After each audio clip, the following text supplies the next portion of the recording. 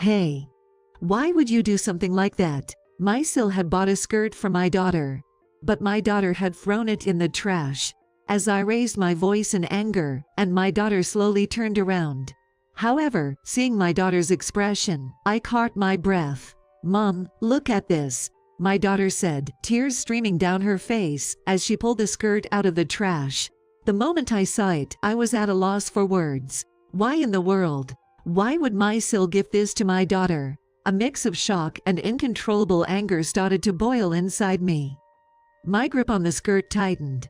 I was determined to make Mysil confess why she did it. My name is Riley Collins, 32 years old. I'm a registered dietitian, working as a cook in a nursery school.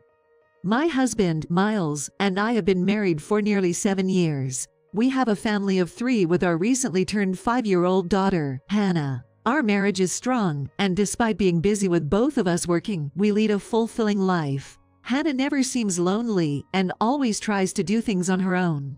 Life with my family was truly happy. Then, one day, when I got home from work, there was a call from my brother, Isaac, who is 2 years older than me.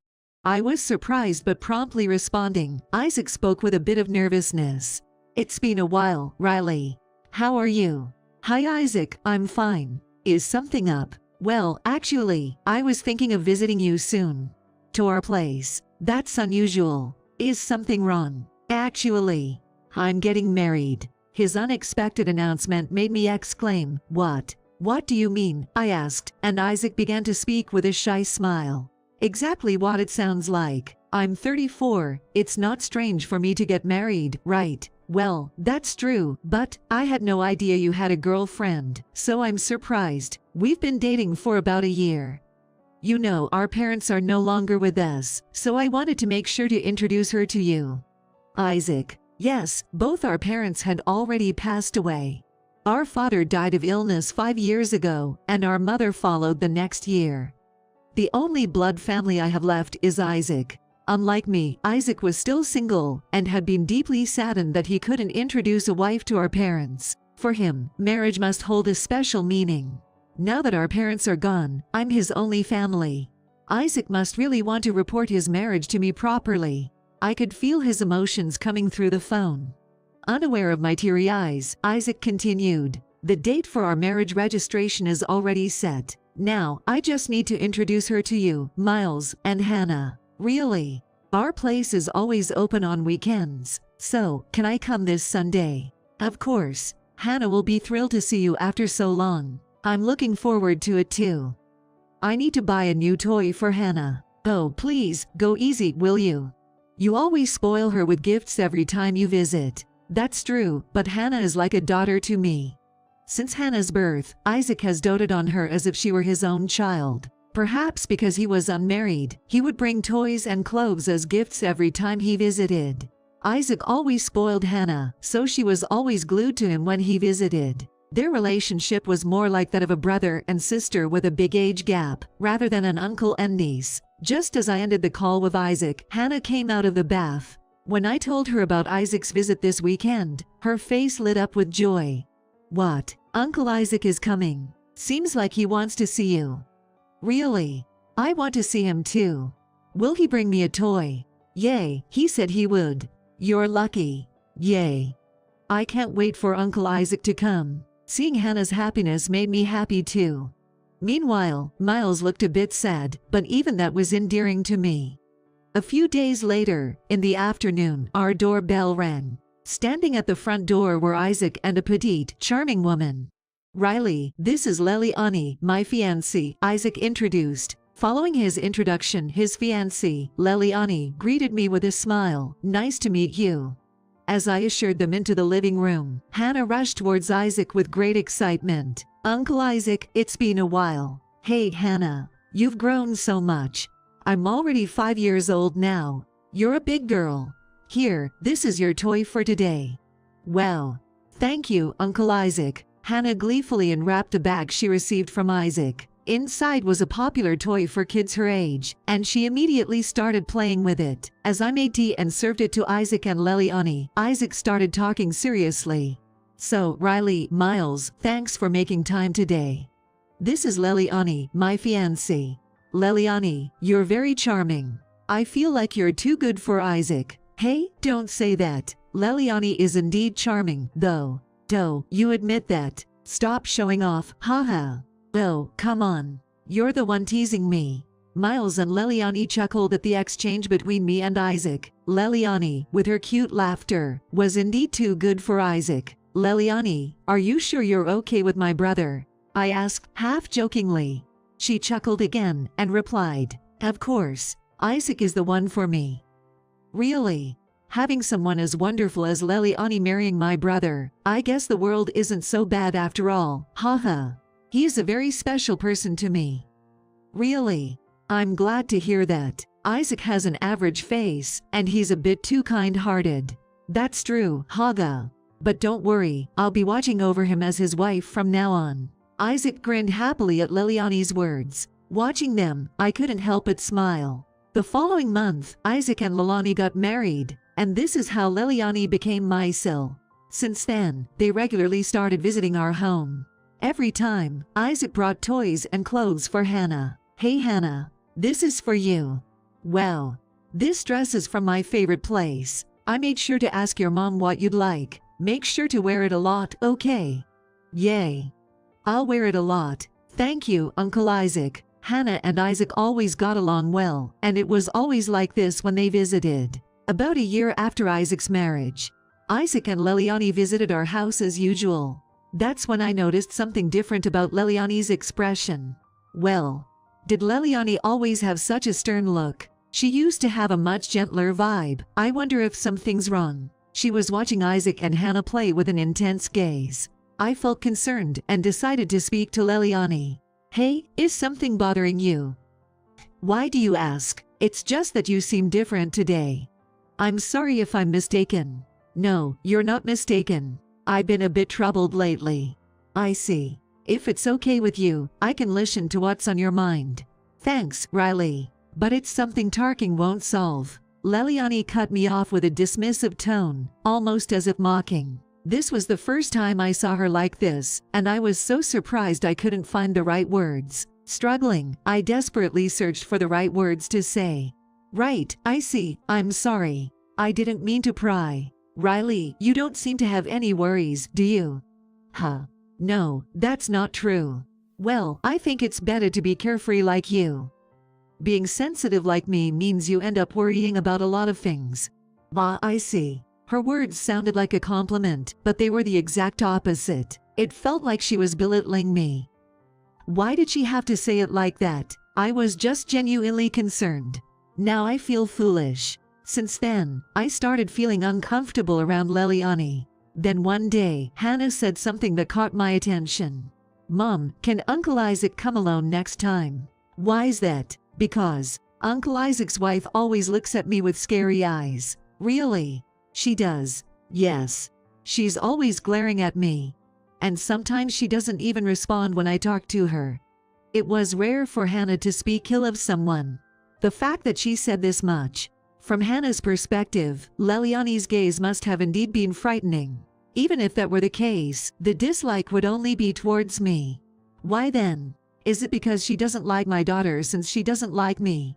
If that's the reason, it's too unfair for Hannah. At this rate, Hannah will also develop a dislike towards Leliani. Worried, I decided to find a chance to talk to Leliani about it. 2 months later, Isaac and Leliani visited after a long time, and Leliani's mood was incomparably better than before. She was constantly smiling, and there was no trace of the scary atmosphere from last time. Was it all in my head? Or was it just a bad day for Leliani back then? As these thoughts crossed my mind, Leliani approached Hannah with a big smile. Hannah, I have a gift for you today. A gift? Yes. Look at this. I bought this skirt thinking it would suit you. For me. That's right. Open the bag after I leave and have a look at it on your own, okay? Thank you. Hannah hugged the bag she received, her face bright with happiness. No wonder, as the gift was clothes from her favorite brand. Leliani must have asked Isaac about Hannah's preferences. I was genuinely happy that Leliani thought of Hannah and bought her something. After Isaac and Leliani left, Miles went out for shopping. as I began vacuuming, watching Hannah happily opening her gift from the corner of my eye. But right after that, I stopped the vacuum cleaner and raised my voice. "Hey, what are you doing?" The gift from Leliani was a skirt from Hannah's favorite brand. Shockingly, Hannah had thrown it into the trash can. As I yelled, Hannah slowly turned around. But seeing her face, I involuntarily gasped, "Mom, look at this." Sobbing, Hannah pulled the skirt out of the trash. The moment I saw it, I was at a loss for words. "What is this?" When I unfolded the skirt, I saw mud-like stains, and the back was torn to shreds. Why? Why would she give such a thing to Hannah? A mix of shock and uncontrollable anger started to rise within me. My grip on the skirt tightened. I finally understood. Leliani disliked not only me but also my daughter. This was deliberate harassment. I explained the situation to Miles, and the next day, we decided to call Isaac and Leliani over again. I decided to leave Hannah with Miles and went outside. The next day, Isaac seemed to have no idea why he was called again. Thinking it was just for some reason, he casually asked, "What's up?" I told Isaac the truth. The skirt Leliani gave to Hannah yesterday was smeared with mud, and the back was shredded. What? That can't be true. That's a bit too harsh for a joke. Then look at this. I showed Isaac the skirt Hannah had received the day before, spreading it out in front of him.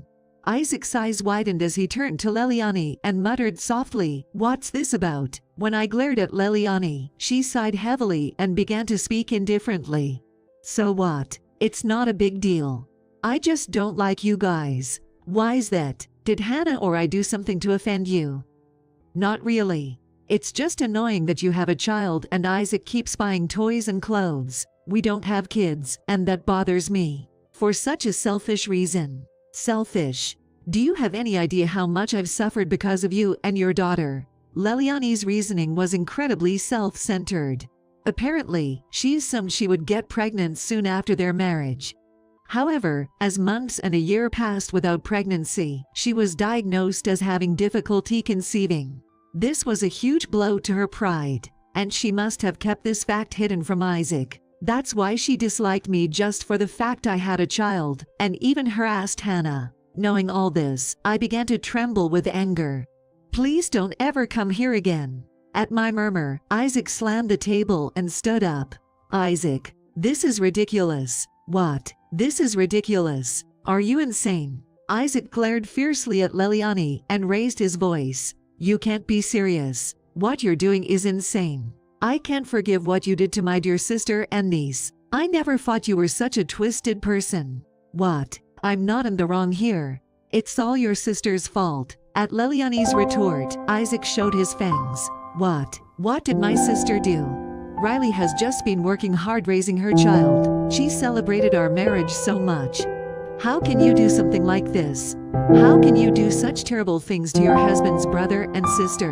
Don't you realize what you have done?" It was the first time I saw Isaac so distraught, which oddly made me calm. But Leliani, even in this situation, showed no remorse and just sighed. Finally, Isaac said to her, "We're getting a divorce." At that, Leliani's eyes widened in shock. With a strained expression, she slowly opened her mouth. "Wait a minute. What are you saying? Divorce is a joke, right?" "It's no joke. You did something terrible to my family. Divorce is the only option. Don't joke with me. I'm your family too. Why are you siding with your sister?" "Shut up. You hurt my precious family. I no longer consider you family, but the worst kind of stranger." No, I don't want this." Leliani broke down crying and collapsed on the floor. Isaac and I continued to look at her coldly. Later, as Isaac had declared, he divorced Leliani. She was reluctant, but with her parents present, Isaac explained the situation. Fortunately, her parents were reasonable people. They acknowledged Leliani's fault and convinced her to agree on getting a divorce. After the divorce, Isaac visited us again with a gift. It was a brand new skirt for Hannah. "Wow, it's so cute. I thought it would suit Hannah.